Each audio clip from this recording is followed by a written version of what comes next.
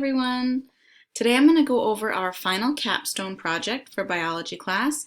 I'm going to talk about deadlines, I'm going to talk about where to find resources, and how to do each part step by step. So if along the way you get stuck with anything or you forget how to do something, please refer back to this video, pause, rewind at any time, and use this for some extra help since we're not in the classroom. So the first place you're going to find everything is in Google Classroom. Under Classwork, there's a Final Capstone Project folder. In that folder, I have one assignment for capstone topic selection and another for the actual project. Below the project, I have a guideline of what you should be doing each week, what you should be focusing on. It's broken down into sections, and each week during our Zoom meeting, these are the sections I'm going to be going over, so that's what you should be working on. I'll also check each weekend. I'm going to check your slides, give you feedback on your slides. So if you're keeping up to date with these deadlines, you'll be right on track and you'll be able to get feedback every weekend so that by the time you hand in your final project, it's something that you are proud of and it's something that you will definitely earn credit for. Since I've been checking it along the way. It's definitely meeting the requirements. Okay, so this first document here is the outline of what the project is. So let me open it up here. Okay, so this is the project directions and rubric. I can't really move my face here. I'll try to move it over. Okay, so we've got the overview. The purpose of the project is to examine one endangered species of your choice, and I don't want people picking multiple species, which is why or multiple people picking the same species, which is why I have that Google survey. So the first person to identify what species they want, they are the ones who get that. So first come, first serve, which is why I make you choose an option B if that one's already taken. And what you're going to do is you're going to research some different things, which I'll show you in a second, and create a Google Slides presentation of that endangered species. Your audience is conservation nonprofit advocacy group or zoo, so it's just kind of an educational Google Slides presentation to teach people about that endangered species, why it's important and why it's endangered. And each week we'll work on a couple slides. Okay, so here's the you should have at least one slide for each of these. And again, this is just a guideline. If you want to add more slides than this, let's say you are doing your food web slide, and for that slide you have to make a food web and you have to write a couple sentences about what would happen to other species if your organism went extinct. If you want to break that into 2 slides, that's totally fine. So again, this is just a guideline recommendation. It doesn't have to be set up exactly like this. I have some really good resources here. Encyclopedia of Life, World Wildlife Organization, and the Red List all are organizations that are credible, right? They're .org, so we know they're credible resources, and they are catered to endangered species. So they have a lot of really good information for your project. You will need to save your sources for a works cited page at the end of your project, so make sure any sources you're using, you're recording them. And then at the end I have a rubric of how you'll be graded. Again, since this is a distance learning project, it's going to be pass-fail, so as long as you're meeting more than 60% of the requirements, you'll be fine. I'm not going to give you an exact grade like this. This is for if we were in school, but this is what I will be looking for. These are the expectations you'll need to meet. Okay, so make sure you have all the information for each of the slides that I noted above. Be able to develop models, so you need to show a map, you need to create an original food web, and the project needs to have pictures, diagrams to support your ideas and your descriptions, and it needs to be organized, colorful, attractive, pleasing to look at, right? It shouldn't look like it's schlupped together. Make sure your writing is proofread, right? We have Google Slides, so if there's a wavy red line underneath it, that means you need to proofread, spell check, that kind of thing. And then make sure you are putting things in your own words. Do not copy and paste from websites. That will not earn you credit. Okay, that's plagiarism. So make sure you're putting things in your own words. Okay, so now I just want to talk about how to choose your topic. Okay, so a great resource I found is this one here. You can also use those other 3 resources that I suggested.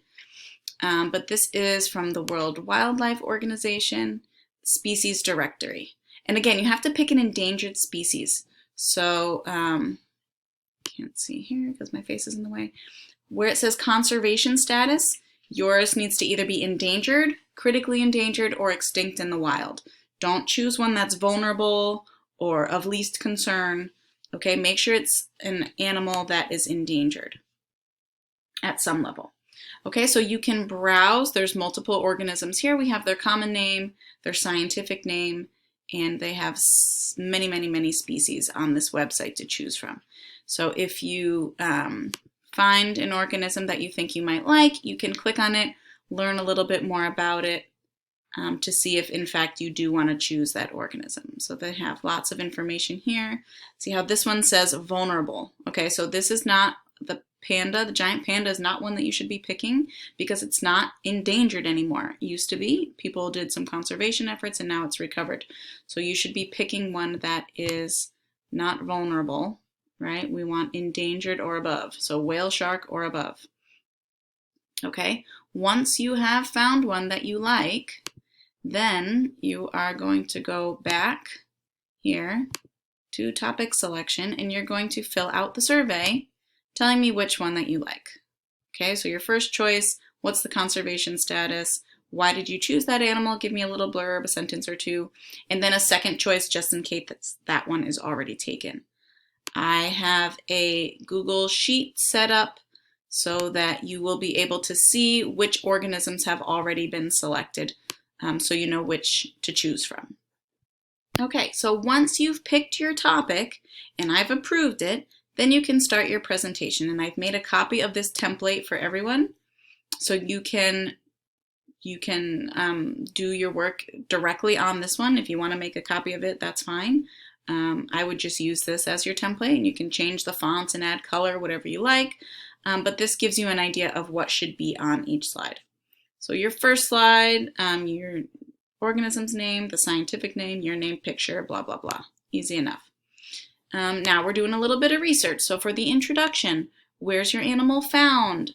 Where's the habitat? Give it a little description. Are they in the rainforest? Are they in the desert? What's the climate like? That kind of thing.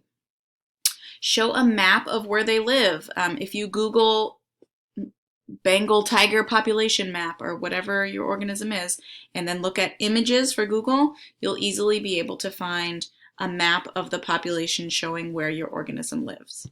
Some of them will even have maps showing where they used to live and then where they live now if the population has changed.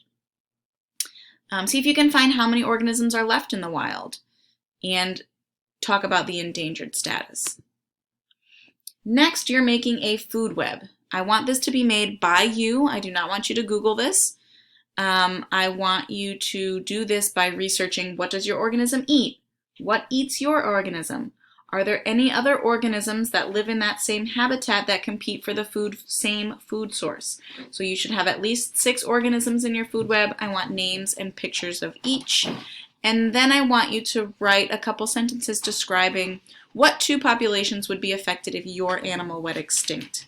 So think about who it eats, who eats it, and the trickle-down effects of if your animal disappeared. Then tell me about the trophic levels. What type of consumer is your organism? Trophic level, that should be easy enough. Then I want you to tell me about 2 adaptations that help your organism survive and reproduce in their specific environment. Give pictures and descriptions of both. This part might be difficult, but I want you to see how your organism evolved. So I want you to find some ancestral species and see if you can describe or show pictures of one line of evidence of evolution for your organism. So maybe that's fossils, maybe that's DNA evidence, maybe it's comparative anatomy where you're looking at bone structures that changed over time. See what you can find for that. And I can help you one-on-one if you have questions with this part. I can try to lead you in the right direction. Next one is the trickiest one, so definitely pay attention here, and I'll go over this again on the Zoom meeting. But I want you to find a gene of your organism and tell me what it does. What protein does it code for? So there's a website here that you're going to use. It's the NCBI Gene Lookup. So if we go to this website, okay, right at the top of the website, there's a search bar. You're going to put in your organism's name. The scientific name is probably the best way to go. And if you have a very rare organism, you might not be able to find it here, so you would want to choose one that's a little bit more common. So let's say you have a maned wolf, which is an endangered species that lives in Brazil.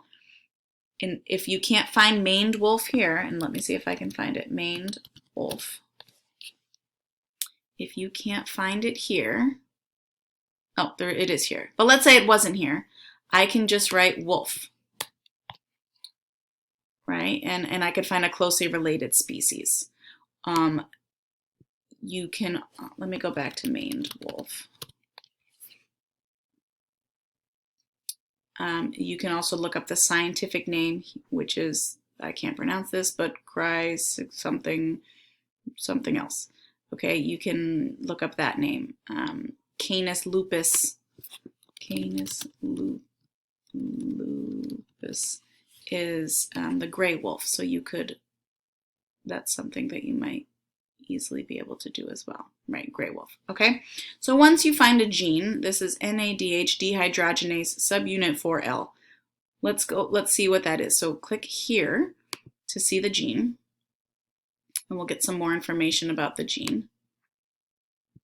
Okay, so we can see NADH dehydrogenase. It ends in ACE, so we know that it's an enzyme. So this would be the name of the gene that you would put into your project. The gene type is protein coding, so this is a protein coding gene. And if we search a little bit further down, hold on. So to find the function of this protein, what you can do is you can highlight NADH dehydrogenase, copy, go to a new tab, and Google the function.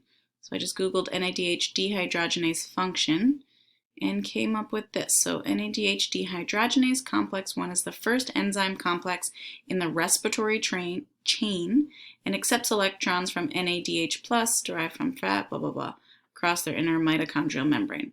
Essentially, NADH plus, if you remember from cellular respiration, is similar to ATP, a form of cellular energy. So this particular enzyme helps to make energy, helps to make ATP in the mitochondria. So you can just write that for the function. And if you have trouble reading, because a lot of this vocabulary that you're going to find for these enzymes and proteins is going to be complex, it's going to be college level writing and reading. So if you want to double check with me on exactly how to put that in your own words or figure out what the heck it's trying to tell you that the protein does, feel free to email you and I can help you decode that and figure out what that means. Okay. Again, I always have office hours on Thursdays if we want to talk about yours one-on-one, if you're having trouble with this part. Next part. Since we left school, we didn't have enough time to go over the human body systems. So what you're going to do is do a little bit of your own research, and maybe I'll make a video of all the different body systems, a quick summary. But what you're going to do is compare one body system of your animal to humans, provide images and details about the similarities and differences. You're also going to talk about how it reproduces. Is it sexually, asexually? Does it give live birth, lay eggs, that kind of stuff? And then just do a little bit of research on the conservation. So why is it endangered? Is it because of humans? What are we doing to cause this? And what can be done to save your animal? How can we prevent it from going extinct? How can we bring it back? Okay? And then provide your sources. You can just copy and paste the links. It doesn't have to be in any special format here since this is pass-fail anyways. I don't really care. All right. Good luck. Let me know if you have questions. I'm happy to help.